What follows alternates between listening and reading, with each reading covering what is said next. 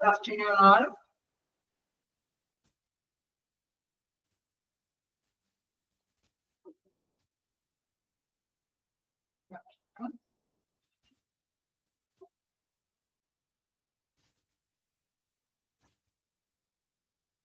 Okay.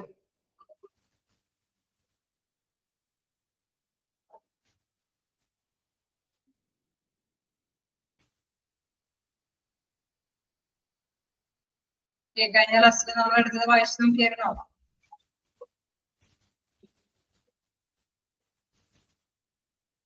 പഴമൊഴിയാണ് നമ്മൾ എടുത്ത് നിർത്തിയത്. നിങ്ങളുടെ വോയിസ് വർക്കിംഗ് അല്ലേ?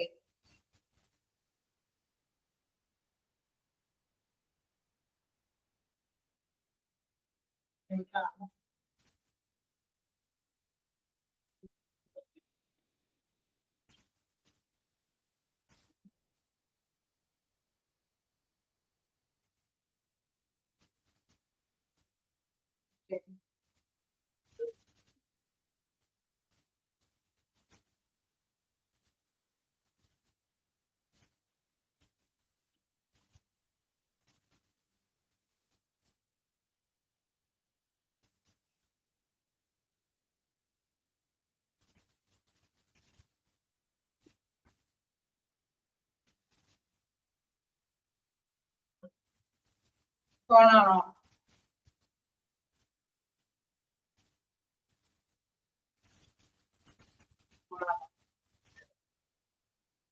കേൾക്കാം. അവരുടെ പറയുന്നത് കേൾക്കുന്നുണ്ടോ, നിങ്ങളുടെ പറയാൻ പറ്റുന്നുണ്ടോ നമ്മൾ അറിയാനാ. നിങ്ങൾക്ക് വോയിസ് ഓക്കെ ആണോ? എന്റെ വോയിസ് ഓക്കെ ആണ്. ഞാൻ എവിടെ വരെ ഇരുന്നത്?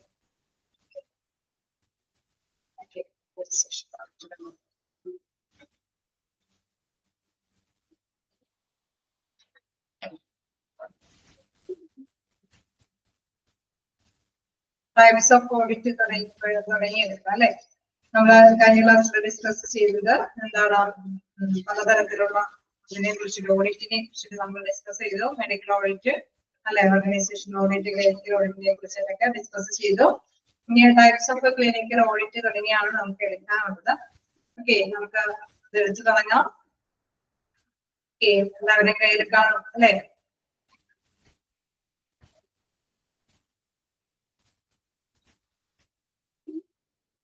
ടൈപ്സ് ഓഫ് ക്ലിനിക്കൽ ഓഡിറ്റ് എന്ന് പറയുമ്പോൾ രണ്ട് തരത്തിലുള്ള ഓഡിറ്റുകളാണ്. ക്ലിനിക്കൽ ഓഡിറ്റിനെ കുറിച്ച് നോക്കുമ്പോൾ രണ്ട് തരത്തിലുള്ളതാണ്. ഒന്നാമതായിട്ട് കൺകറന്റ് ഓഡിറ്റും ദെൻ റെട്രോസ്പെക്റ്റീവ് ഓഡിറ്റുമാണ്. ഇവിടെ മനസ്സിലാക്കേണ്ടത് കൺകറന്റ് ഓഡിറ്റ് അല്ലെ. കൺകറന്റ് ഓഡിറ്റ് എന്ന് പറയുമ്പോൾ എന്താണ്? ഒരേ സമയം തന്നെ ഓഡിറ്റ് നടത്താൻ പറ്റും. തീർച്ചയായിട്ടും നമ്മൾ ചെയ്തുകൊണ്ടിരിക്കുന്ന ഓൺ ഡ്യൂട്ടിയുടെ ഇടയ്ക്ക് ഓഡിറ്റ് നടത്താൻ പറ്റുന്ന ഒരു ഓഡിറ്റ് ആണ് concurrent audit അല്ലെ. There is the assessor at the time is taken place. Is taken place എന്നല്ലേ കൊടുത്തിരിക്കുന്നത്? ഓക്കെ, അപ്പൊ മനസ്സിലാക്കാം. There is the assessor at the time is taken place അല്ലെ. അവിടെ it is taken place എപ്പോഴാണോ അത് നടന്നുകൊണ്ടിരിക്കുന്നത് ആ ടൈമിൽ തന്നെ നമുക്ക് വിലയിരുത്താൻ പറ്റുന്ന ഒരു അവലോകനമാണ് എങ്കിൽ അതിനെ എന്തെന്ന് പറയും? എന്താ പറയാ? എന്ത് ഓഡിറ്റ് എന്ന് പറയും? Concurrent audit. ഓക്കെ, അപ്പൊ കൺകറന്റ് ഓഡിറ്റ് എന്ന് പറയുമ്പോൾ അത് ടൈമിൽ തന്നെ നമ്മൾ ഓഡിറ്റ് നടത്തും. ഇനി റെട്രോസ്പെക്റ്റീവ് ഓഡിറ്റ് എന്ന് പറയുമ്പോൾ തീർച്ചയായിട്ടും നമുക്കറിയാം അത് പൂർവ്വകാല അവലോകനമാണ് അല്ലെ. നേരത്തെ കൂട്ടി തയ്യാറാക്കി വെച്ചിരിക്കുന്ന ഡാറ്റാസുകളെ ഓഡിറ്റ് ചെയ്യുന്ന ഒരു രീതിയാണ് അല്ലെ. പൂർവ്വകാല അവലോകനമാണ് അവിടെ വരുന്നത്. Care is rated after it has been completed through records. Like നേരത്തെ കൂട്ടി ഇപ്പൊ നമ്മള് റെക്കോർഡിംഗിൽ നമ്മളെ കൊടുത്തിരിക്കുന്ന രേഖകളുടെ അടിസ്ഥാനത്തിലൊക്കെ അവലോകനം നടത്തുകയാണെങ്കിൽ അത്തരത്തിലുള്ള അവലോകനത്തിനെയാണ് റെട്രോസ്പെക്റ്റീവ് ഓഡിറ്റ് എന്ന് പറയുന്നത്. ഓക്കെ, ക്ലിയർ അല്ലേ? Current audit and retrospective audit, അത് മിക്കപ്പോഴും ക്വസ്റ്റ്യൻസ് കണ്ടുവരാറുള്ളതാണ്. അപ്പൊ ശ്രദ്ധിക്കുക, രണ്ട് തരത്തിലുള്ള ക്ലിനിക്കൽ ഓഡിറ്റിനുള്ളതാണ്. ഓൺ ദ ടൈമിൽ തന്നെ അല്ലെ, അറ്റ് ദ പ്ലേസിൽ അറ്റ് ദ ടൈമിൽ തന്നെ ഓഡിറ്റ് നടത്തുകയാണെങ്കിൽ അത് കൺകറന്റ് ഓഡിറ്റ് ആണ്. റെട്രോസ്പെക്റ്റീവ് ഓഡിറ്റ് ആണെങ്കിൽ കംപ്ലീറ്റഡ് ത്രൂ റെക്കോർഡ്സ് അല്ലെ, റെക്കോർഡ്സ് കംപ്ലീറ്റ് ചെയ്തതിൽ നിന്നും ഓഡിറ്റ് ചെയ്യുന്ന കാര്യമാണെങ്കിൽ അത് പൂർവ്വകാല അവലോകനമാണ്. ക്ലിയർ അല്ലേ?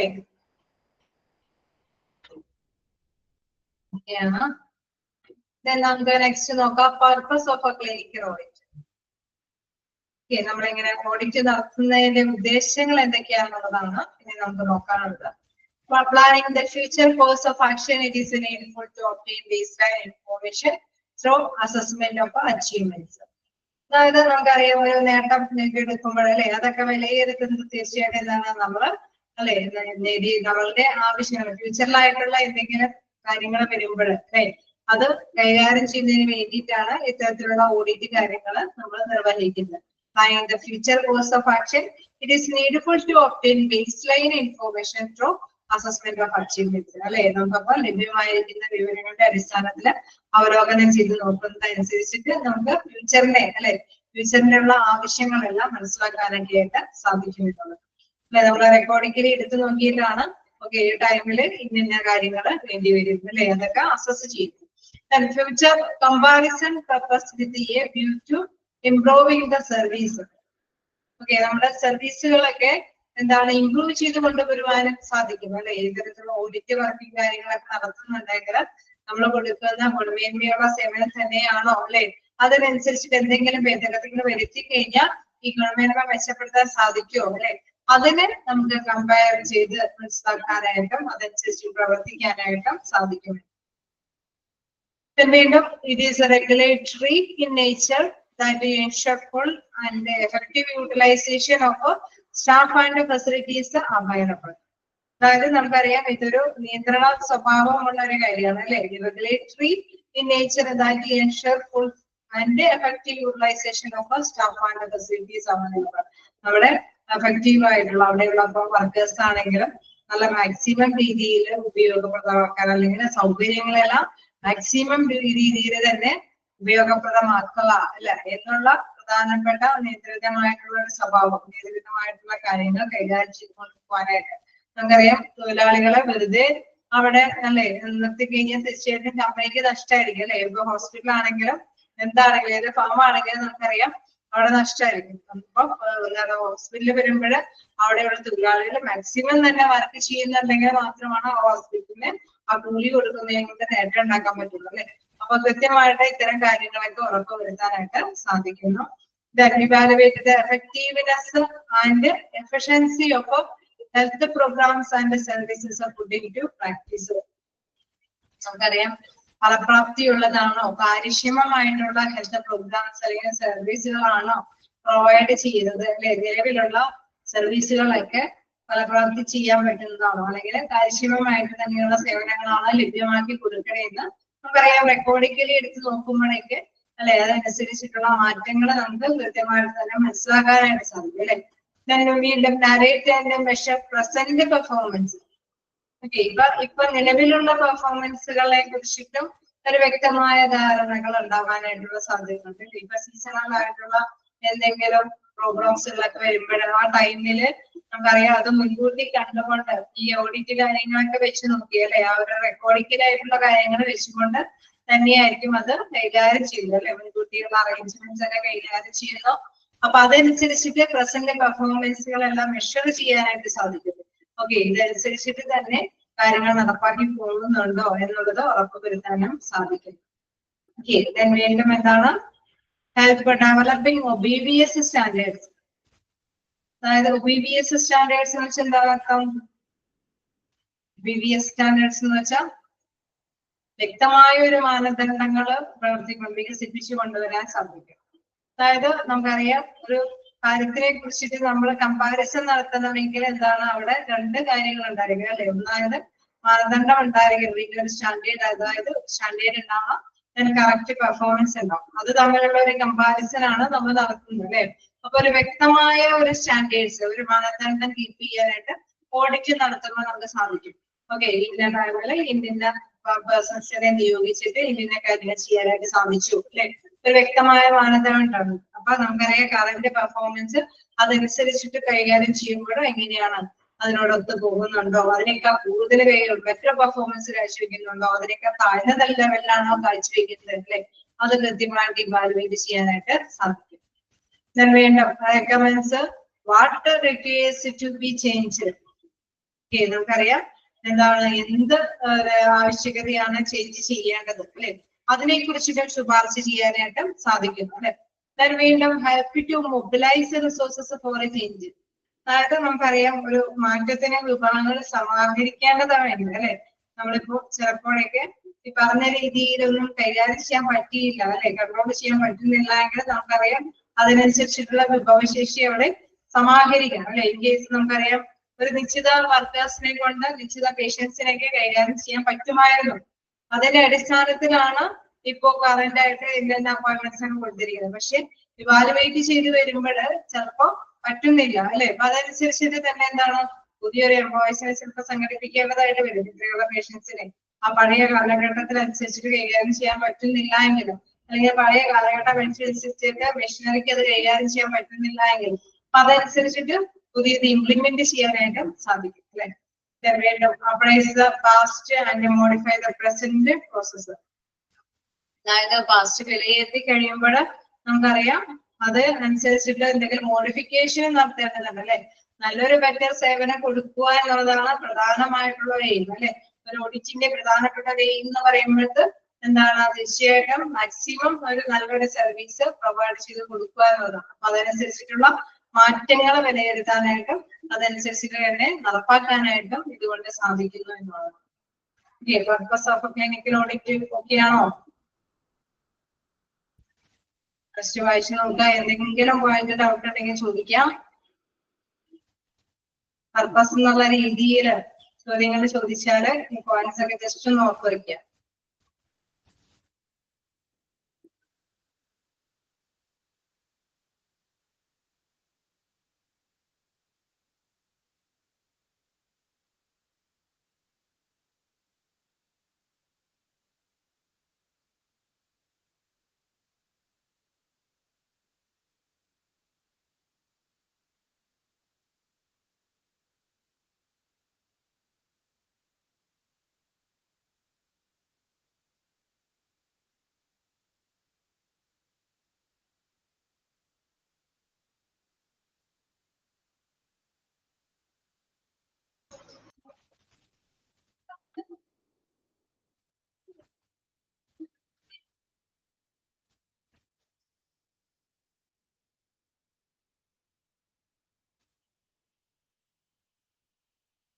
ഓക്കെ, നമുക്കിനി ഓക്കെയാണോ? എന്തെങ്കിലും പോയിന്റ് കിട്ടാത്തതുണ്ടോ? ഓക്കെയാണോ? നമുക്ക് നെക്സ്റ്റ് നോക്കാനുള്ളത് എന്താണ്? Pre request for a clinical audit. മുൻകൂറായിട്ടുള്ള ആവശ്യങ്ങളാണ് ഈ ഓഡിറ്റുമായിട്ട് വരുമ്പോൾ. അതിൽ പ്രധാനമായിട്ട് നമുക്ക് നോക്കാം മെഡിക്കൽ ഓഡിറ്റ് കമ്മിറ്റി ഉണ്ട്, well organised medical records.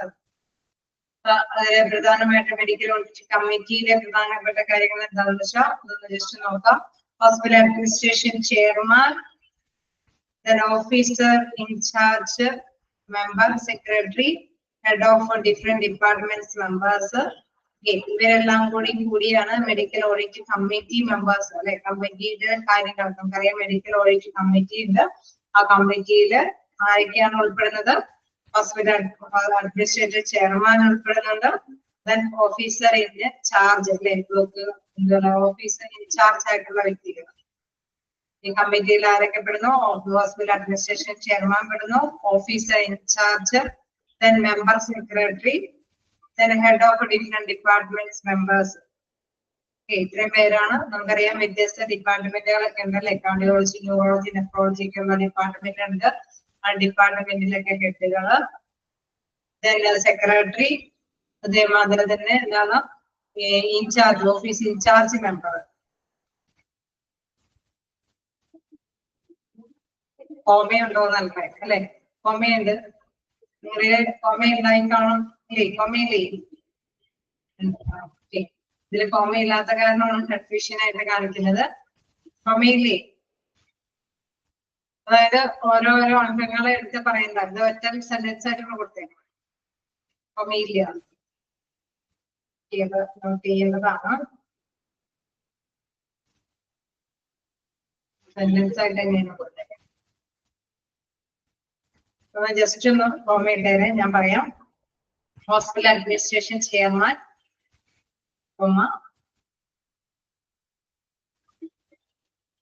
Officer in charge,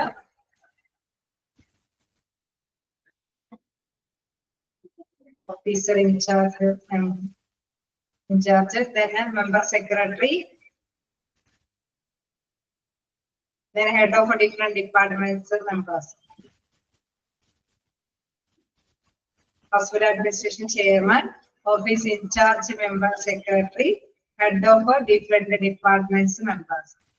അതായത് പ്രദേശത്തിലുള്ളൂ, അതായത് ഹോസ്പിറ്റൽ അഡ്മിനിസ്ട്രേഷൻ ചെയർമാൻ ഉണ്ട്, പിന്നെ ഓരോന്നിന്റെയും ഇൻചാർജ് ഉള്ള പേഴ്സൺസ് അല്ലെ, ഒരു ഇൻഫെക്ഷൻ കൺട്രോൾ ആണെങ്കിലും ഹൗസിംഗ് യൂണിറ്റ് ആണെങ്കിലും എല്ലാത്തിനും ഒരു ഇൻചാർജ് ഉള്ള വ്യക്തികള്, അതേപോലെ secretary, head of different department members. Different department എന്ന് പറയുമ്പോൾ നമുക്കറിയാം കാർഡിയോളജി, ന്യൂറോളജി അങ്ങനെയൊക്കെയുള്ള ഡിഫറെന്റ് ഡിപ്പാർട്ട്മെന്റുകളുടെ മെമ്പേഴ്സ് അവരും കൂടി ഉൾപ്പെടുന്നതാണ് മെഡിക്കൽ ഓഡിറ്റ് കമ്മിറ്റി എന്ന് പറയുന്നത്. The committee to meet once a month on fixed date. അതായത് മാസത്തിലെ ഒരു പ്രാവശ്യം ഒരു ഫിക്സഡ് ഡേറ്റ്. ഇപ്പൊ ഇന്ന് ഫ്രൈഡേ ആണ് കൂടണമെങ്കിൽ എന്താണ് ഈ മന്ത് ഫസ്റ്റ് വീക്കിലെ ഫ്രൈഡേ ആണ് കൂടണമെങ്കിൽ നെക്സ്റ്റ് മന്ത് ഫസ്റ്റ് വീക്കിലെ ഫ്രൈഡേ കൂടാം, അല്ലെങ്കിൽ സാറ്റർഡേ ആണ് അല്ലെ. അത് കൃത്യമായിട്ടുള്ള ഒരു ദിവസം, അത് എല്ലാ മാസവും കൃത്യമായിട്ടുള്ള ദിവസം ഫിക്സഡ് ഡേയിൽ കൂട്ടണമെന്ന്. അത് ഇമ്പോർട്ടന്റ് ആയിട്ടുള്ള ഒരു ക്വസ്റ്റ്യൻ ആണ്.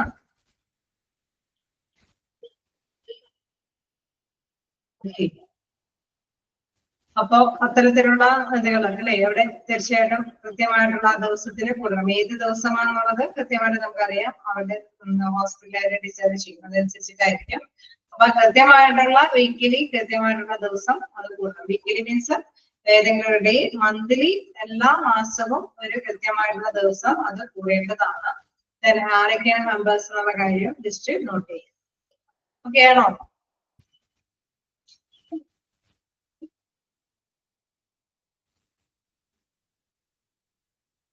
അടുത്ത പോയിന്റിലേക്ക് പോവാം.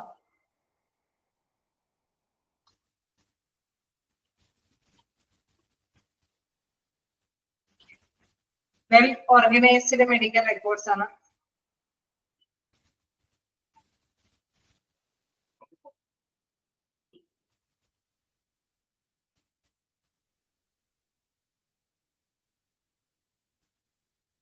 മെഡിക്കൽ റെക്കോർഡാണോ ഉദ്ദേശിച്ചത്? മെഡിക്കൽ റെക്കോർഡ് മാതി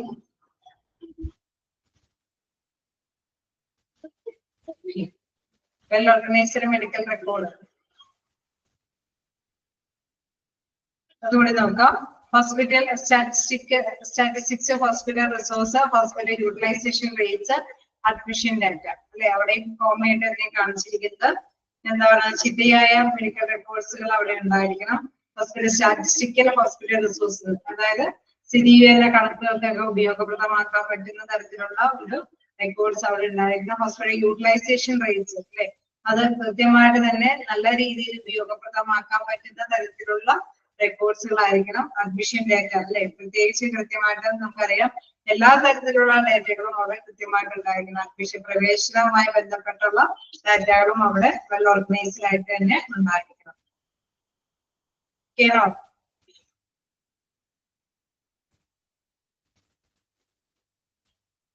നമുക്കറിയാം ഇപ്പൊ എത്രത്തോളം റിസോഴ്സസ് എന്ന് പറയുമ്പോൾ നമുക്കറിയാം പലതരത്തിലുള്ള റിസോഴ്സസ് ആണ് അല്ലെ. അപ്പൊ അതിന്റെ എത്രമാത്രം ഹ്യൂമൻ റിസോഴ്സസ് ഉണ്ട്, ഇത്രയും മെഷീനറി ഉണ്ട്, ഇത്രയും ബിൽഡിംഗ് അങ്ങനെയൊക്കെയാണ് അല്ലെ. അതിനെ കുറിച്ചിട്ടുള്ള ഒരു വ്യക്തമായിട്ടുള്ള ഡാറ്റ ഉണ്ടായിരിക്കണം.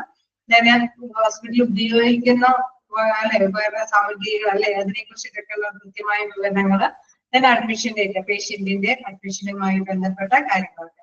അങ്ങനെയൊക്കെ വരുമ്പോഴാണ് നമുക്കറിയാം മെഡിക്കൽ റെക്കോർഡ് പൂർണ്ണമാകുന്നത് അല്ലെ. മെഡിക്കൽ റെക്കോർഡിനെ കുറിച്ച് നിങ്ങളൊക്കെ പഠിച്ചിട്ടുണ്ട് അല്ലെ. ഒരു എന്താ പറയുക വലിയൊരു ചാപ്റ്റർ തന്നെയാണ് മെഡിക്കൽ റെക്കോർഡ്സിൽ. ജസ്റ്റ് ഒന്ന് നല്ല ഓർഗനൈസ്ഡ് ആയിട്ടുള്ള ഒരു മെഡിക്കൽ റെക്കോർഡും ഉണ്ടായിരിക്കണം എന്നുള്ള കാര്യമാണ്. നമുക്കറിയാം ഈ അവലോകനം നടത്തുന്നത് മിക്കവാറും അല്ലെ ഒരു വാലിഡി എന്താണ് ഒരു നല്ലൊരു എവിഡൻസ് നല്ലൊരു തെളിവെന്ന് പറയുന്നത് അല്ലെങ്കിൽ നല്ലൊരു ഉപയോഗിക്കാൻ പറ്റുന്ന ഒരു എന്തെന്ന് പറയുന്നത് സോഴ്സസ് എന്ന് പറയുന്നത് മെഡിക്കൽ റെക്കോർഡ്സ് ആണ്. മെഡിക്കൽ റെക്കോർഡ്സ് വെച്ചിട്ടാണ് ഈ ഓഡിറ്റ് പർപ്പസിന് വേണ്ടിയിട്ട് പ്രധാനമായിട്ട് അവര് കൈകാര്യം ചെയ്തത്. അതുകൊണ്ട് തന്നെ വെൽ ഓർഗനൈസ്ഡ് ആയിട്ടുള്ള മെഡിക്കൽ റെക്കോർഡ് അവിടെ ഉണ്ടായിരിക്കും. അത് എല്ലാത്തിനെയും കുറിച്ചിട്ട് അല്ലെ. അപ്പൊ ഹോസ്പിറ്റലിന്റെ സ്റ്റാറ്റിസ്റ്റിക്കൽ ആയിട്ടുള്ള ഹോസ്പിറ്റൽ റിസോഴ്സസുകളും ഹോസ്പിറ്റൽ യൂട്ടിലൈസേഷൻ റേറ്റ്സുകളും ആർട്ടിഫിഷ്യൽ ഡേറ്റകളും എല്ലാം തന്നെ അതിൽ ഉൾപ്പെട്ടിരിക്കും. ഓക്കെ അല്ലെ. ജസ്റ്റ് അതൊന്ന് പറഞ്ഞു പോകുന്നതേ ഉള്ളൂ. ഞാൻ അതേമാതിരി തന്നെ അടുത്തത് സ്റ്റേജസ് ഓഫ് ക്ലിനിക്കൽ ഓഡിറ്റ്സ് ആണ്. ആ സ്റ്റേജസ് നോട്ട് ചെയ്യാം. അത് വ്യത്യസ്ത തരത്തിലുള്ള സ്റ്റേജസുകളാണ് കൈകാര്യം ചെയ്തു പോകുന്നത്. 6th സ്റ്റേജ് വരെയാണ്. ഓക്കെ, ആ സ്റ്റേജസിന്റെ ഓർഡർ അനുസരിച്ചിട്ട് തന്നെ പഠിച്ചു വെക്കുക.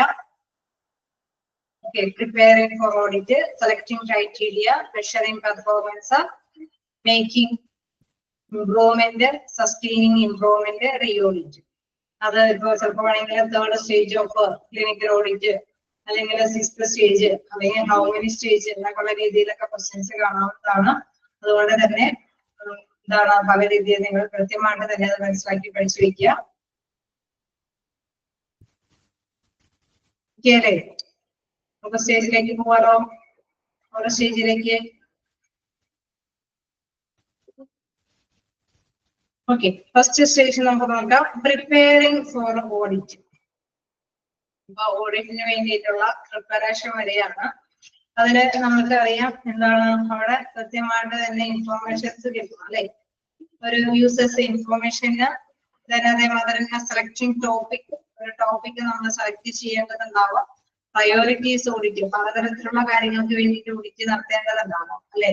നമുക്കറിയാം അവിടെ ഹ്യൂമൻ എഫേർട്ടുകളുണ്ട്, അതേമാതിരി ഹോസ്പിറ്റലിന്റെ എക്യുപ്മെന്റ്സുകളുടെ കാര്യങ്ങളുണ്ട്, പേഷ്യന്റിന്റെ സാറ്റിസ്ഫാക്ഷനെ കാര്യങ്ങളെ കുറിച്ചിട്ട് ഓഡിറ്റ് ചെയ്യേണ്ടത്, അങ്ങനെ പലതരത്തിലുള്ള അല്ലെ പല സേവനങ്ങളെ കുറിച്ചിട്ടൊക്കെ ഓഡിറ്റ് ചെയ്യേണ്ടത്. എന്തിനാണോ പ്രയോറിറ്റി കൊടുക്കുന്നത്, മുൻഗണന കൊടുക്കുന്നത് അല്ലെ, അതനുസരിച്ചിട്ട് എന്താണ് ഡിഫൈനിങ് ദ പർപ്പസ്, എന്ത് ഉദ്ദേശത്തിന് വേണ്ടിയിട്ടാണ് ഓഡിറ്റ് ചെയ്യുന്നത് എന്നുള്ളത് ഡിഫൈൻ ചെയ്യുക. ദെൻ പ്ലാനിങ് ഓഡിറ്റ്, ദെൻ അവസാനം നമുക്ക് ഓഡിറ്റിനെ കുറിച്ചിട്ട് പ്ലാൻ ചെയ്യാനായിട്ട് സാധിക്കും. ഇൻഫർമേഷൻസ് എന്ന് പറയുമ്പോൾ നമുക്ക് ഓഡിറ്റ് നടത്തണമെങ്കിൽ തീർച്ചയായിട്ടും നമുക്കറിയാം ഇതിനെയാണ് അവലോകനം ചെയ്യേണ്ടത് എന്നുള്ള ഒരു സ്റ്റഡി ഉണ്ടാവും അല്ലെ, ഒരു ഇതുണ്ടാവും. നമുക്കറിയാം ഓഡിറ്റ് നടത്തേണ്ടത് എന്തിനു വേണ്ടിയിട്ടാണ്, ഫിനാൻഷ്യൽ ആയിട്ടുള്ള കാര്യം കണ്ടുപിടിക്കാനായിട്ടാണോ, നല്ല സർവീസ് കാഴ്ചവെക്കാൻ വേണ്ടിയിട്ടാണോ, അല്ലെങ്കിൽ എക്യുപ്മെന്റ്സിലെ എന്തെങ്കിലുമൊക്കെ ടെസ്റ്റ് വന്നിട്ടാണോ, പലതിനെ കുറിച്ചിട്ടും ഓഡിറ്റ് നടത്താം അല്ലെ. അപ്പൊ ഈ ഓഡിറ്റ് നടത്തുമ്പോൾ നമുക്കറിയാം അതിനനുസരിച്ചിട്ടുള്ള സെലക്ഷൻ ടോപ്പിക് എടുക്കുക, then priorities audit, then defining the purpose, then planning audit. Okay, clear അല്ലേ? ആണോ? ഞാൻ വീണ്ടും അടുത്ത ഒരു സ്റ്റേജിലേക്ക് പോവുകയാണെങ്കിൽ സെലക്ഷൻ ഓഫ് ക്രൈറ്റീരിയ.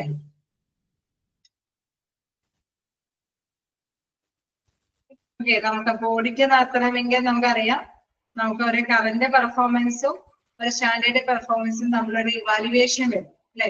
അപ്പൊ തീർച്ചയായിട്ടും എന്താണ് അവിടെ കൃത്യമായിട്ട് ഏത് ക്രൈറ്റീരിയ ആണ് വേണ്ടിയിട്ട് വരിക അല്ലെ, ഓഡിറ്റ് നടത്താനായിട്ട് എടുക്കാറുള്ളത്, മാനദണ്ഡം ഏതാണ് എടുക്കേണ്ടതെന്ന്, അതിനെ കുറിച്ചുള്ള ഒരു സെക്ഷൻ ആണ്. Defining criteria, source of evidence, uprising evidence. Okay, ആ മാനദണ്ഡത്തിനെ കുറിച്ചിട്ട് വിവരിക്കുന്നു. അത് നമുക്കറിയാം എന്തെങ്കിലും റെക്കോർഡ് അല്ലെങ്കിൽ എന്തെങ്കിലും ഡോക്യുമെന്റിൽ നിന്നാണോ ഓഡിറ്റ് നടത്തുന്നത് അല്ലെ, അതിനെ ബേസ് ചെയ്തിട്ടാണോ, അതിനെ കുറിച്ചിട്ടുള്ള ഒരു സോഴ്സസ് കണ്ടെത്തുന്നു. Uprising the evidence. ഓക്കെ, അത് വിലയിരുത്തുന്നു, ആ എവിഡൻസ് ഒക്കെയാണോ, കറക്റ്റ് ആയിട്ടുള്ള എവിഡൻസ് ആണോ അല്ലെ. റോങ് ആയിട്ടുള്ള എന്തെങ്കിലും എവിഡൻസ് വെച്ചിട്ട് കമ്പാരിസൺ നടത്തി കഴിഞ്ഞ് കഴിഞ്ഞാൽ നല്ല കൃത്യമായിട്ടുള്ള നടപടികൾ സ്വീകരിക്കാൻ പറ്റുമോ? ഇല്ല അല്ലെ. എന്താ തീർച്ചയായിട്ടും നല്ല ബെറ്റർ ആയിട്ടുള്ള ഒരു തീരുമാനത്തിലേക്ക് എത്തണമെങ്കിൽ ക്രൈറ്റീരിയ, നല്ല സെലക്ഷൻ ക്രൈറ്റീരിയ എന്തായിരിക്കണം, നല്ല മാനദണ്ഡമായിരിക്കണം അല്ലെ. അത് കൃത്യമായിട്ടുള്ള എവിഡൻസ് ആയിരിക്കണം നൽകേണ്ടത്. വീണ്ടും സ്റ്റേജ് 3യിലേക്ക് പോവുകയാണെങ്കിൽ മെഷറിംഗ് ലെവൽ ഓഫ് പെർഫോമൻസ്. അതായത് നമ്മളൊരു കമ്പാരിസൺ നടത്തണമെങ്കിൽ തീർച്ചയായിട്ടും നമുക്കൊരു ക്രൈറ്റീരിയ വേണമെന്ന് പറഞ്ഞു. ഇനി അത് കമ്പാരിസൺ നടത്താനായിട്ട് ആക്ച്വൽ പെർഫോമൻസ് അല്ലെ അത് നമ്മൾ മെഷർ ചെയ്യണം. അപ്പൊ ആക്ച്വൽ പെർഫോമൻസ് മെഷർ ചെയ്യുന്നത് എങ്ങനെയാ? ഫസ്റ്റ് നോക്കാം എന്താണ് പ്ലാനിങ് ഡാറ്റ കളക്ഷന്, അതേമാതിരി തന്നെ എന്താണ് method of collection, handling data. അപ്പൊ ഏത് രീതിയിലാണ് ഡാറ്റകൾ കളക്ട് ചെയ്യാൻ പറ്റുക അല്ലെ? നമുക്ക് ഓൺ ദ ജോബിലൂടെ തന്നെ കറക്റ്റ് ആയിട്ടുള്ള മെഷർമെന്റ് എടുത്തിട്ട് കമ്പാരിസൺ നടത്തണോ അല്ലെ? മെത്തേഡ് ഓഫ് കളക്ഷൻ ഏത് രീതിയിലാണ് ഈ കളക്ഷൻ നമ്മൾ നടത്തേണ്ടതായിട്ട്, ഹാൻഡ്ലിംഗ് ഡാറ്റാസ് വന്നിട്ട് അതനുസരിച്ചിട്ടാണോ ഡാറ്റ കൈകാര്യം ചെയ്യേണ്ടത്, അങ്ങനെയുള്ള കൃത്യമായിട്ടുള്ള ഒരു രീതി അവലോകനം ചെയ്യുന്നത്, മെഷർമെന്റ് ചെയ്യുന്നതാണ് എന്താണ് മെഷറിംഗ് ലെവൽ ഓഫ് പെർഫോമൻസ്. പല രീതിയിലും ചെയ്യാം അല്ലെ? ഒരു ഒന്ന് വെയില് വന്നുകൊണ്ട് മെഷർ ചെയ്ത് നോക്കാം. ഓക്കെ, നമുക്ക് തന്നിരിക്കുന്ന ഡാറ്റ വെച്ചിട്ട് ഇന്ന ഈ ടൈമിൽ തന്നെ ഇന്ന പെർഫോമൻസ് കാഴ്ചവെച്ചിട്ടുണ്ടോ എന്ന് നോക്കാം. അതെല്ലാം തന്നെ ഓൺ ദ ഡേ അല്ലാതെ തന്നെ അല്ലെ, ആ ടൈമിലല്ലാതെ തന്നെ ഇന്നത്തെ ഡേ മാത്രം എടുത്ത് പരിശോധിച്ച് നോക്കിയിട്ട് പഴയ ഡേറ്റകൾ തമ്മിലൊരു കമ്പാരിസൺ നടത്താം. ഓൺ ദ ഡ്യൂട്ടിയിൽ അല്ലാതെ വേണമെങ്കിൽ, അങ്ങനെ ഏത് രീതിയിൽ വേണമെങ്കിലും ഈ മെഷറിംഗ് പെർഫോമൻസ് നമുക്ക് നോക്കാവുന്നതാണ്.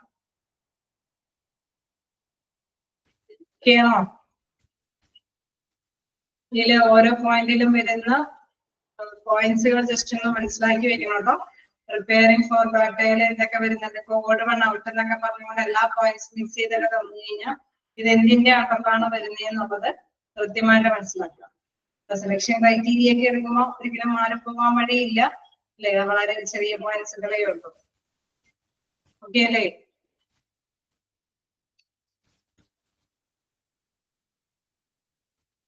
അല്ലെങ്കിൽ ഡയഗ്രാം പൂർത്തിയാക്കാം, അല്ലെങ്കിൽ പിക്ചർ പൂർത്തിയാക്കാം എന്നുള്ള രീതിയിലൊക്കെ ക്വസ്റ്റ്യൻ വന്നാൽ നിങ്ങൾ അറ്റൻഡ് ചെയ്യാം.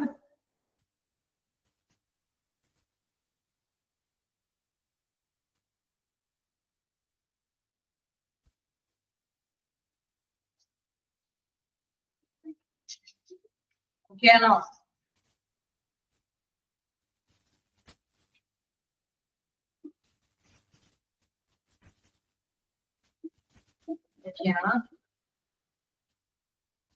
ജസ്റ്റ് ഒന്ന് പറഞ്ഞേ, എത്ര പോയിന്റ്സ് എത്ര സ്റ്റേജുകൾ നമ്മൾ കവർ ചെയ്തു? ഫസ്റ്റ് സ്റ്റേജ് എന്താണ്? നിങ്ങൾ ഒന്ന് ടൈപ്പ് ചെയ്ത് ആലോചിച്ച് ചെയ്താൽ മതി. ഏതൊക്കെ സ്റ്റേജുകളാണ് നമ്മൾ ചെയ്തിട്ടുള്ളത്?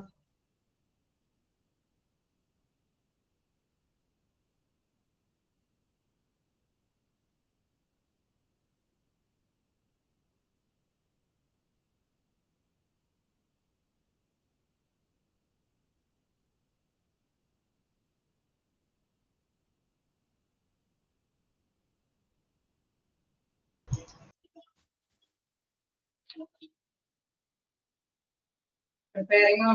ഓക്കെ, ഞാൻ വിചാരിച്ച ഒരാൾക്ക് മാത്രമേ അറിയുള്ളൂ, ഞാൻ പറഞ്ഞത് ഒരാൾ മാത്രം കേട്ടോളൂ. Okay, preparing audit, selection criteria, വീണ്ടും നെക്സ്റ്റ് എന്താണ്? Okay, level of measuring, level of performance അല്ലെ? അപ്പൊ അത്തരം 3 സ്റ്റേജുകളാണ് നമ്മൾ കവർ ചെയ്യുന്നത്. നെക്സ്റ്റ് നോക്കുകയാണെങ്കിൽ എന്താണ് ഫോർത്ത് സ്റ്റേജ്, ഫിഫ്ത് സ്റ്റേജ് എന്ന് പറയുന്നത് സസ്റ്റെയിനിങ്, ഫോർത്ത് സ്റ്റേജ് എന്ന് പറയുമ്പോൾ മേക്കിംഗ് ഇംപ്രൂവ്മെന്റ്സ്.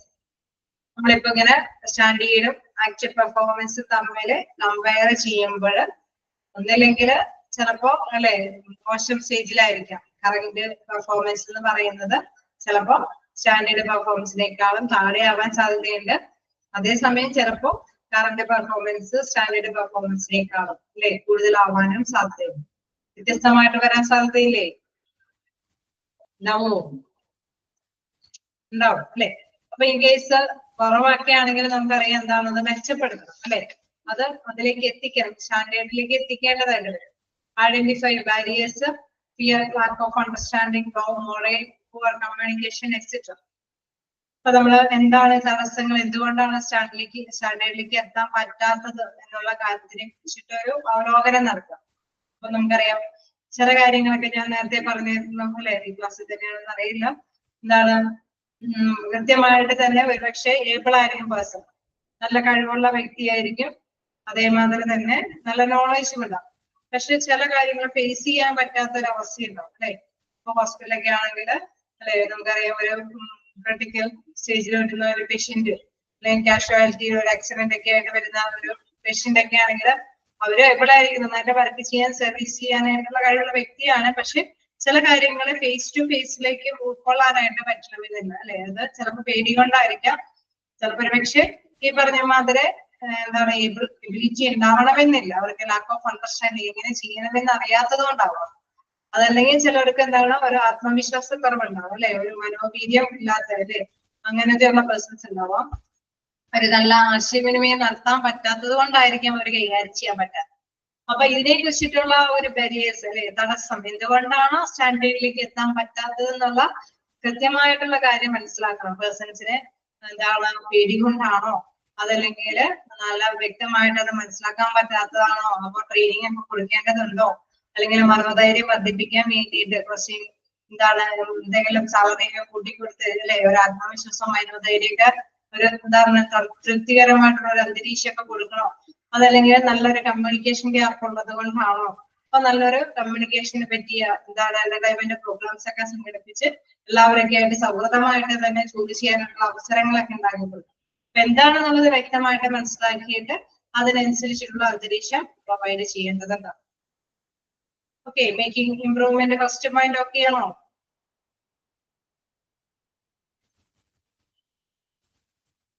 ഓക്കെയാണോ?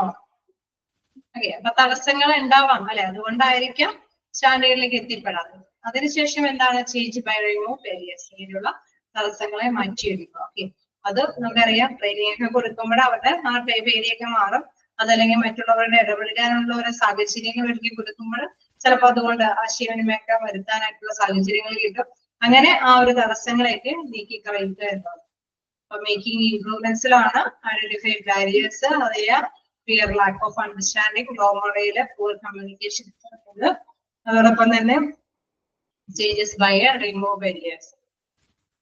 വീണ്ടും സ്റ്റേജ് 5 എന്താ പറയുന്നത്, സസ്റ്റൈനിങ് ഇംപ്രൂവ്മെന്റ്, അതായത് നിലനിർത്തുക അല്ലെ. ഇംപ്രൂവ്മെന്റ് ആയിട്ടുള്ള കാര്യമാണെങ്കിൽ നമുക്കറിയാം നിലനിർത്തിക്കൊണ്ടുപോകും. സുസ്ഥിരമായ നിലനിൽപ്പ് അതിന് ആവശ്യമാണ് അല്ലെ. അതാണ് റീഎൻഫോഴ്സിങ് ഇംപ്രൂവ്മെന്റ്, അതായത് ഒരു ശക്തിപ്പെടുത്തി കൊടുക്കുക അല്ലെ. ഒരു ഇംപ്രൂവ്മെന്റിന് വേണ്ടി ഒരു ഡാറ്റ കിട്ടുകയാണെങ്കിൽ അത് മെച്ചപ്പെടുത്താനുള്ള കാര്യങ്ങൾ ചെയ്യണം അല്ലെ. അതിന് വേണ്ടിയിട്ടുള്ള കാര്യങ്ങളൊക്കെ ചെയ്യുന്നത് നമുക്കറിയാം. അത് എന്താണ് സ്റ്റാൻഡേർഡിലേക്ക് എത്തിപ്പെടാൻ വേണ്ടിയിട്ട് എന്തെങ്കിലുമൊക്കെ ചെയ്ത് കൊടുക്കുന്നതോടൊപ്പം തന്നെ നിലനിർത്തി കൊണ്ടുപോകാൻ ശ്രമിക്കണം അല്ലെ. ഇൻ കേസ് ഒറ്റയടിക്ക് ചിലപ്പോ ഓക്കെയാണ് അവർ ഏബിളാണെന്ന്, അല്ലെങ്കിൽ സ്റ്റാൻഡേർഡിലേക്ക് എത്തിപ്പെടുമ്പോൾ അത് ഡൗൺ ചെയ്ത് നിർത്താനായിട്ട് ശ്രമിക്കരുത്. വീണ്ടും അത് നിലനിർത്തി കൊണ്ടുപോകാനായിട്ടുള്ള കാര്യങ്ങൾ കൈകാര്യം ചെയ്തുകൊണ്ടുപോകണം. ദെൻ മോണിറ്ററിങ് ആൻഡ് ഇവാലുവേഷൻ, അതായത് നമുക്കറിയാം എപ്പോഴും നിരീക്ഷണത്തിലൂടെ അല്ലെ, നമ്മുടെ വിലയിരുത്തലൊക്കെ നടത്തിയാൽ മാത്രമാണ് ഇത്തരം കാര്യങ്ങൾ ചെയ്തിട്ടുണ്ടാകാനായിട്ടൊക്കെ സാധിക്കൂ. രണ്ട് പോയിന്റ് ആണ് സസ്റ്റൈനിങ് ഇംപ്രൂവ്മെന്റിൽ വരുന്നത്. ഓക്കെയാണോ? നിങ്ങളുടെ ടെസ്റ്റ് റീ ഓഡിറ്റ് അവിടെ വന്ന് കിടപ്പുണ്ടോ? സ്റ്റേജ് 6 അത് സ്റ്റേജ് 6 ആണ് റീ ഓഡിറ്റ്. അവര് ജസ്റ്റ് ആ പോയിന്റും കൂടി വരുത്തിയത് കറക്ഷൻ വരുത്തിയിട്ടുണ്ട്. എന്തോ ചില ചാപ്റ്റേഴ്സിൽ എന്തോ മിസ്റ്റേക്ക് കയറി ഇട്ടിട്ടുണ്ട്. എല്ലാവരും മാനേജ്മെന്റ് അത് കൃത്യമായിട്ട് തന്നെ നോട്ട് ചെയ്യുന്നുണ്ട്. ഓക്കെ, ജസ്റ്റ് ഒന്ന് കട്ട് ചെയ്ത് തരേ. റീ ഓഡിറ്റ് നെക്സ്റ്റ് സ്റ്റേജിൽ വരുന്നുണ്ട്. റീ ഓഡിറ്റ് എന്നുള്ളത്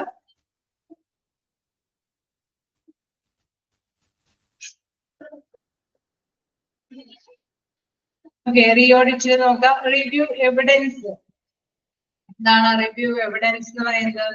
നമ്മളെപ്പോഴും റീ ഓഡിറ്റ് ചെയ്യുമ്പോൾ അല്ലെ, ഓഡിറ്റ് ചെയ്ത് ഓക്കെയാണ് സസ്റ്റെയിൻ ചെയ്ത് നിലനിർത്തി കൊണ്ടുപോകുമ്പോൾ വീണ്ടും ഇടയ്ക്കിടയ്ക്ക് ചെക്ക് ചെയ്യണം. അല്ലെങ്കിൽ തിരികെ അവരെന്താണ് നല്ല രീതിയിൽ തന്നെ പെർഫോമൻസ് സ്റ്റാൻഡേർഡിലേക്ക് അപ്പുറം പരിശ്രമിക്കാതെ സ്റ്റാൻഡേർഡിലേക്ക് താഴേക്ക് തന്നെ വിലോപമായിട്ട് പിന്നെയും പോകാൻ സാധ്യതയുണ്ട് അല്ലെ. അപ്പൊ അങ്ങനെ വരുമ്പോഴേ ഇടയ്ക്കിടയ്ക്ക് റീ ഓഡിറ്റ് ചെയ്യണം. നമ്മളിപ്പോ എന്തെങ്കിലും ട്രെയിനിങ് ഒക്കെ കൊടുത്തിട്ടാണെങ്കിൽ ഓക്കെ അവർക്ക് മാറ്റം വന്നു എന്ന് തിരിച്ചറിയേണ്ടതുണ്ടാവും. ഉണ്ടാവില്ലേ? തിരിച്ചറിയേണ്ടതുണ്ടാവില്ലേ? ഉണ്ടാവോ? ഓക്കെ. കാരണം നമുക്കറിയാം നമ്മൾ പലതും ഇംപ്ലിമെന്റ് ചെയ്തല്ലേ. ബെറ്റർ കമ്മ്യൂണിക്കേഷൻ അവസരം ഉണ്ടാക്കി കൊടുത്തു, നല്ല ട്രെയിനിങ് കൊടുത്തു. അപ്പൊ എന്താണ് അതിനനുസരിച്ചിട്ട് മാറ്റം ഉണ്ടോ എന്നുള്ളതും മനസ്സിലാക്കുക അല്ലെ. റീ ഓഡിറ്റ് ഒക്കെ ചെയ്യുമ്പോഴാണ് അത് മാറ്റം ഉണ്ടോ എന്നുള്ളത് മനസ്സിലാക്കാനായിട്ട് സാധിക്കുന്നത്. അപ്പൊ പുനരവലോകനം ചെയ്യുക, തെളിവുകളൊക്കെ മെഷർ ദ എഫക്റ്റീവ്നെസ്, ഓക്കെ ഫലപ്രാപ്തിയായിട്ട് തന്നെ കൈകാര്യം ചെയ്യുന്നുണ്ടോ എന്ന് മെഷർ ചെയ്യുക. Then decide how often to re-audit.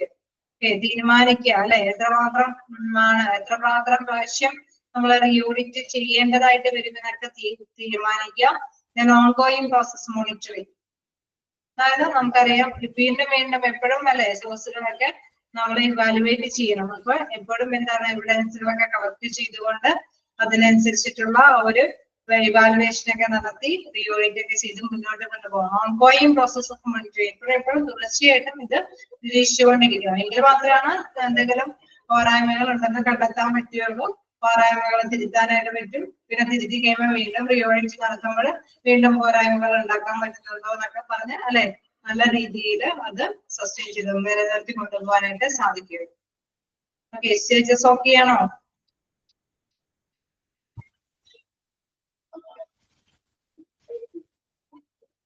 Just ആ പോയിന്റ്സുകളൊക്കെ ഒന്ന് ജസ്റ്റ് ഒന്ന് വായിച്ചു നോക്കാം.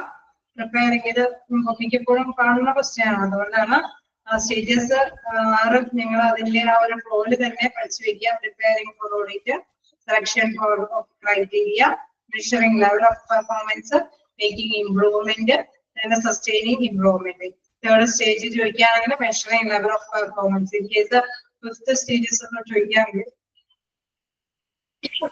സസ്റ്റെയിനിങ് ഇംപ്രൂവ്മെന്റ് അല്ലെ, അത്തരം കാര്യങ്ങൾ നോക്കാം. then re-audit ലാസ്റ്റ് വരുന്നതാണ്. Last stage of clinical audit ചോദിച്ചാൽ re-audit. ഓക്കെ, സിമ്പിൾ ആണ്. അതേമാതിരി തന്നെ ഇതിൽ പെടുന്നത് അല്ലെ സെലക്ഷൻ ക്രൈറ്റീരിയയിൽ എന്തൊക്കെ പെടാം അല്ലെ. കേസ് ഓടുവൺ ഔട്ട് എന്ന് പറഞ്ഞുകൊണ്ട് രണ്ടും മിക്സ് ചെയ്ത് തന്നു കഴിഞ്ഞാൽ മനസ്സിലാക്കുക. ഒന്ന് മെഷറിംഗ് ലെവൽ ഓഫ് പെർഫോമൻസ് ആണ്, മറ്റൊന്ന് സെലക്ഷൻ ക്രൈറ്റീരിയ പെടുന്ന പോയിന്റ് ആണെന്നുള്ളത് പുറത്ത് വെക്കുക. സിമ്പിൾ ആണെങ്കിലും പോയിന്റ്സുകൾ വെച്ചുകൊണ്ടുള്ള ചോദ്യങ്ങൾ വരുന്നത് കൊണ്ടാണ് ഞാൻ അത് വീണ്ടും കഴിഞ്ഞ് പറഞ്ഞത്.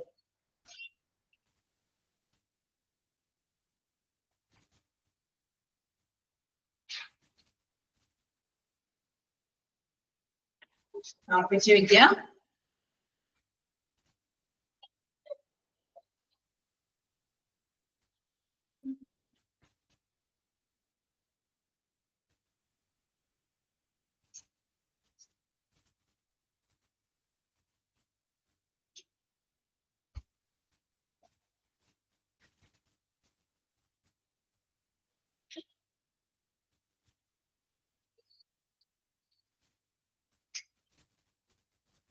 ടൈപ്സ് ഓഫ് ക്ലിനിക്കൽ ഓഡിറ്റ് എടുത്താലോ? സ്റ്റാർട്ട് ചെയ്ത് വെക്കാം. സിമ്പിളാണ്, കാണുമ്പോൾ തന്നെ അറിയാം ഇതിനെ ഡിപ്പെൻഡ് ചെയ്തിരിക്കുന്ന ഓഡിറ്റ് ആണ്. എക്സ്റേനെ, ഡിസീസസിന്, obstetric cases, infection control, nursing audit അല്ലെ, കുഴപ്പമില്ലല്ലോ.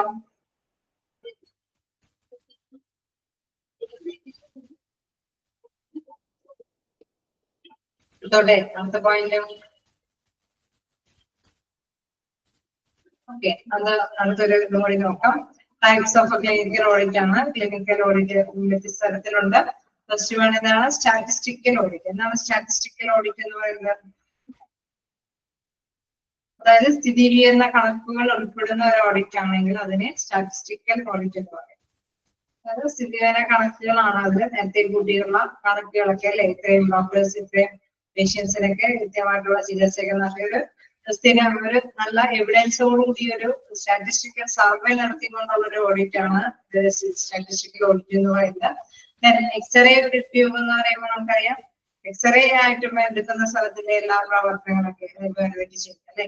എക്സ്റേയുമായി ബന്ധപ്പെട്ടുള്ള കാര്യങ്ങൾ, പേഷ്യൻസ് അതുമായി ബന്ധപ്പെട്ട് എന്തൊക്കെ കാര്യങ്ങൾക്കാണ് എക്സ്റേ നടത്തുന്നത് അല്ലെ, അതിലേക്ക് പ്രധാനപ്പെട്ട കാര്യം ലക്ഷ്യം എന്താണ്, അങ്ങനെ എക്സ്റേയുമായി ബന്ധപ്പെട്ടുള്ള എല്ലാ കാര്യങ്ങളും നമ്മൾ. ഡിസീസസ് ഓഡിറ്റ് ഇപ്പൊ നമുക്കറിയാം ഇപ്പോഴും ഡിസീസസ് അല്ലെ, പ്രത്യേകിച്ച് വർഷക്കാലൊക്കെ ആകുമ്പോഴേക്കും അല്ലെങ്കിൽ കോവിഡ് ഒക്കെ വരുമ്പോഴെന്താണ് അവലോകനം നടത്തും അല്ലെ. അവിടെ ഏതൊക്കെ ഫോളോ അപ്പ് ആണ് നടത്തിയത്, ഏതൊക്കെ രീതിയിലാണ് ആ ഡിസീസസിനെ കൈകാര്യം ചെയ്തത്, സ്റ്റാൻഡേർഡ് വെച്ചിട്ടായിരിക്കും അവരെ കറന്റ് ആയിട്ടുള്ള പെർഫോമൻസുകളൊക്കെ കൈകാര്യം ചെയ്തു. അതിനുശേഷമാണ് ഇവാലുവേറ്റ് ചെയ്യുന്നത്. എവിടെയെങ്കിലും ഒരു തെറ്റുപറ്റികളൊക്കെ ഉണ്ടോ എന്നുള്ളത് അനലൈസ് ചെയ്യും അല്ലേ, ഉണ്ടാവില്ലേ?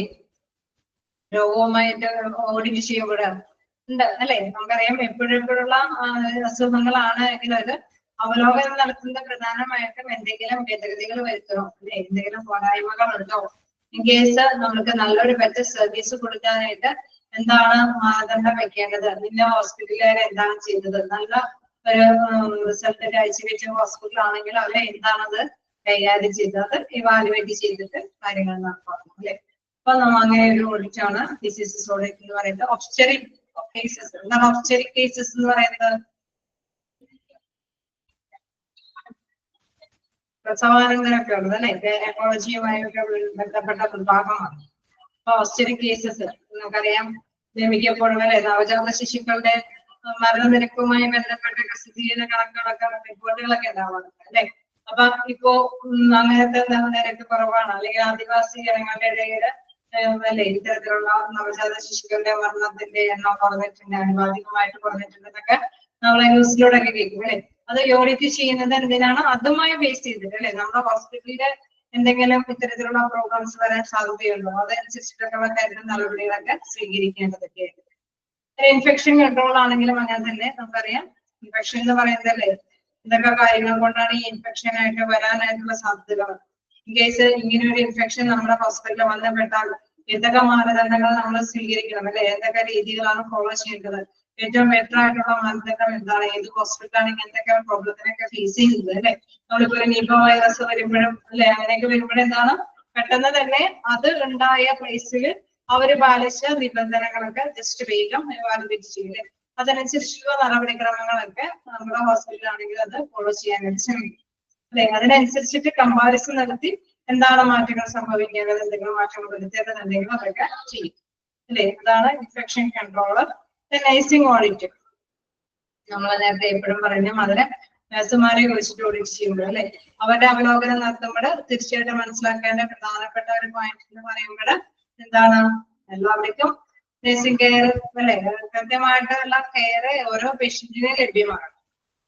അപ്പൊ അത് ലഭ്യമാകണമെങ്കിൽ തീർച്ചയായിട്ടും എന്താണ് നല്ലൊരു രീതിയിലുള്ള പെർഫോമൻസ് അവർക്ക് കാഴ്ചവെക്കണം അല്ലെ. അവിടെ തീർച്ചയായിട്ടും എന്താണ് ചിലപ്പോ വേണമെങ്കിൽ എന്തെങ്കിലും ബാഡ് ആയിട്ടുള്ള റിസൾട്ട് ആണെങ്കിൽ എന്തെങ്കിലും വെരിഫിക്കേഷൻ കൊടുക്കണോ അല്ലെ, എന്തെങ്കിലും ട്രെയിനിങ് പാക്കേജസ് അവർക്ക് കൊടുക്കണോ, അതെല്ലാം സ്പീഡിൽ ഹാൻഡിൽ ചെയ്യാൻ പറ്റാത്തത് കൊണ്ടാണോ, പുതിയ എക്യുപ്മെന്റ്സുകൾ യൂട്ടിലൈസ് ചെയ്യാൻ പറ്റാത്തതിന്റെ അറിവുകേടാണോ അല്ലെ, അതൊക്കെ മനസ്സിലാക്കിയിട്ട് അവർക്ക് അതനുസരിച്ചിട്ടുള്ള ഓഡിറ്റുമായി ബന്ധപ്പെട്ട് അതനുസരിച്ചിട്ടുള്ള കാര്യങ്ങളൊക്കെ സ്വീകരിച്ച് നടപ്പാക്കി കൊടുക്കുമ്പോൾ തീർച്ചയായിട്ടും എന്താണ് അവർക്ക് നല്ല ബെറ്റർ എഫിഷ്യന്റോടുകൂടി വർക്ക് ചെയ്യാനായിട്ടുള്ള സാഹചര്യങ്ങൾ ഇണങ്ങി കിട്ടുന്നു, നന്നായിട്ട് തന്നെ അവരെ പെർഫോം ചെയ്യുന്നു ഇല്ലേ, അങ്ങനെയല്ലേ?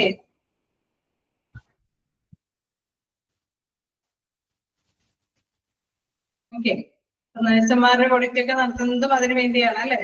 അവരുടെ എന്തായാലും ഓഡിറ്റ് നടത്തുമ്പോഴും അതിൻ്റെതായിട്ടുള്ള ഒരു ഉദ്ദേശമുണ്ട്, അതായത് മറ്റൊരു റിസൾട്ട് നമുക്ക് നേടിയെടുക്കും അല്ലെ.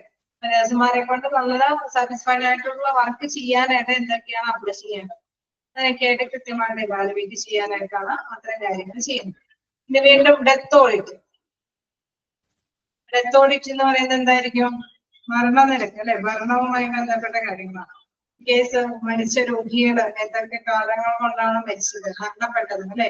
നമ്മുടെ ഹോസ്പിറ്റലിൽ കൂടുതൽ മരണനിരക്ക് എന്തുമായി ബന്ധപ്പെട്ടാണ് വന്നത്, നമ്മുടെ ഭാഗത്തു നിന്ന് എന്തെങ്കിലും കുറവുകൾ കൊണ്ട് മരണങ്ങൾ സംഭവിച്ചിട്ടുണ്ടോ അല്ലെ, അതിൻ്റെതായിട്ടുള്ള ഫൈനൽ ഇവാലുവേഷനൊക്കെ ഈ ഓഡിറ്റില് പ്രധാനമായിട്ട് വരും.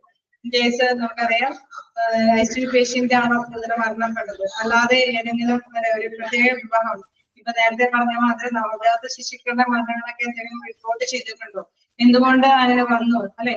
അപ്പൊ അത് കൃത്യമായിട്ട് തന്നെ മരണനിരക്കുകൾ നമുക്കറിയാം ഒരു ഹോസ്പിറ്റലിന് ഏറ്റവും പ്രധാനപ്പെട്ട ഒരു കാര്യമാണ്. അവിടെ പോയി രോഗികൾ മരിച്ചു എന്ന് ഉള്ള ഒരു ചീത്തപ്പേരുണ്ടായാൽ തീർച്ചയായിട്ടും എന്താണ് പേഷ്യൻസ് അവിടെ വരാനായിട്ട് വിസമ്മതിക്കും അല്ലെ. നമുക്കറിയാം ഏതൊരു പേഷ്യന്റും ആഗ്രഹിക്കുന്നത് നല്ല ബെറ്റർ ഒരു ക്ലിനിക്കൽ സേവനം ലഭ്യമാകണമെന്നുള്ള ആഗ്രഹത്തിന്റെ ബേസിലായിരിക്കും. അപ്പൊ തീർച്ചയായിട്ടും കുറച്ചു കൊണ്ടുവരാനായിട്ട് ഏതൊരു ഹോസ്പിറ്റലും തയ്യാറാണ് അല്ലെ. അതിന് വേണ്ടിയിട്ട് പല നടപടിക്രമങ്ങൾ അവര് തീർച്ചയായിട്ടും എടുക്കും. അപ്പൊ ഡെത്ത് ഓഡിറ്റ് എന്ന് പറയുമ്പോഴും നമുക്കറിയാം മരണകാരണം എന്താണ്, എന്തുകൊണ്ടാണ് അല്ലെ, ഏതൊക്കെ കാരണങ്ങൾ കൊണ്ടാണ് മരിക്കുന്ന വ്യക്തികൾക്ക് സംഭവിക്കുന്നത്, അതിന്റെ ഫൈനൽ ആയിട്ടുള്ള ഇവാലുവേഷൻസും പ്രൊസീജിയേഴ്സും കാര്യങ്ങളൊക്കെയാണ് അതുമായി ബന്ധപ്പെട്ട് വരുന്നത്. അങ്ങനെ വ്യത്യസ്ത തരത്തിലുള്ള എന്തുണ്ട് ക്ലിനിക്കൽ ഓഡിറ്റിംഗ്. എന്തിനെ കുറിച്ചിട്ട് വേണമെങ്കിലും ഓഡിറ്റിംഗ് നടത്താം അല്ലെ. നഴ്സുമാരെ കുറിച്ചിട്ടുള്ള ഒരു അവലോകനം നടത്താം, വ്യക്തമായിട്ടുള്ള ഒരു അവലോകനം നടത്താം, അല്ലെങ്കിൽ എക്സ്റേ യൂണിറ്റുമായി ബന്ധപ്പെട്ട എന്തെങ്കിലും അവലോകനം നടത്താം, രോഗകാരണങ്ങൾ കണ്ടുപിടിക്കാൻ വേണ്ടിയിട്ടാണ്. അത് നന്നായിട്ട് ഇംപ്രൂവ്മെന്റ് വരുത്താൻ വേണ്ടിയിട്ട് നടത്താം. അങ്ങനെ പലതിനെ കുറിച്ചിട്ടും എന്ത് നടത്താം, ഓഡിറ്റ് നടത്താവുന്നതാണ് അല്ലേ? ആണോ? ലാസ്റ്റ് അവർ ആയപ്പോഴേക്കും എല്ലാവരും മതിയായിട്ട് തോന്നുന്നു, സൈലന്റ് ആയി.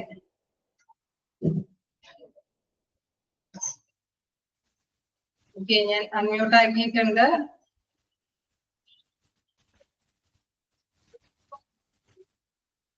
അൺമ്യൂട്ടാണോ?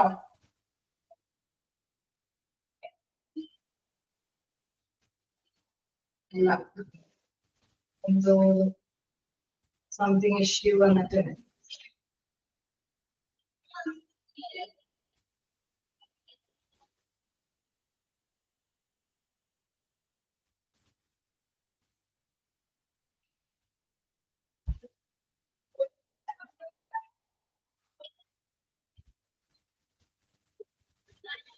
ഇനി എനിക്ക് മെസ്സേജ് അയക്കാം. ഏതെങ്കിലും point ഡൗട്ടുകളുണ്ടോ?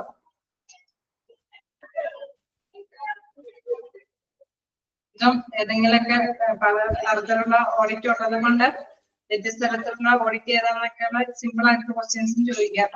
Types of technical audit അല്ലെങ്കിൽ എന്താണ്, അപ്പൊ നമുക്ക് മനസ്സിലാക്കാനായിട്ട് കൃത്യമായിട്ട് മനസ്സിലാക്കി വെക്കുക. ഏത് ഓഡിറ്റ് വേണമെങ്കിലും നമുക്ക് നടത്താവുന്നതാണ് അല്ലെ? വ്യത്യസ്ത തരത്തിലുള്ള ഓഡിറ്റ് നടത്താവുന്നതാണ്. നമ്മൾ വൈകാട്ട് പഠിക്കാനില്ല, ജസ്റ്റ് മനസ്സിലാക്കി വെക്കുക. ഏത് ഓഡിറ്റിന്റെയും പ്രധാനപ്പെട്ട ഒരു എയിം എന്ന് പറയുന്നത് നല്ല പറ്റ സർവീസ് കൊടുക്കുക അല്ലെ? പറ്റ സേവനങ്ങൾ കാഴ്ചവെക്കുക. അങ്ങനെ അവിടെയുള്ള പേഷ്യൻസിന്റെ എണ്ണം വർദ്ധിപ്പിക്കുക.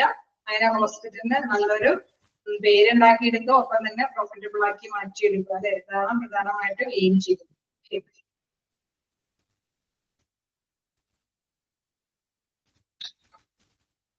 ഓക്കെ, അപ്പൊ നമ്മൾ ഇന്ന് പഠിച്ചത് എന്തൊക്കെയാണ്? ടൈപ്സ് ഓഫ് ക്ലിനിക്കൽ ഓഡിറ്റ് പഠിച്ചു. അതേമാതിരി തന്നെ stages of a clinical audit, purpose of a clinical audit, then medical audit committee, then organization medical records, then clinical audit, this tharathilulla clinical audit. Okay, എന്തെങ്കിലും ഡൗട്ടുകളുണ്ടോ?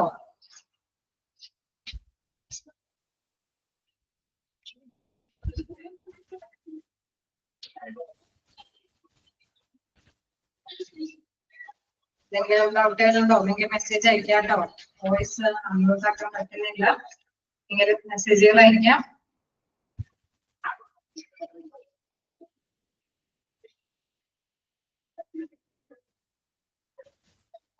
Okay ആണോ? എല്ലാം clear ആണോ?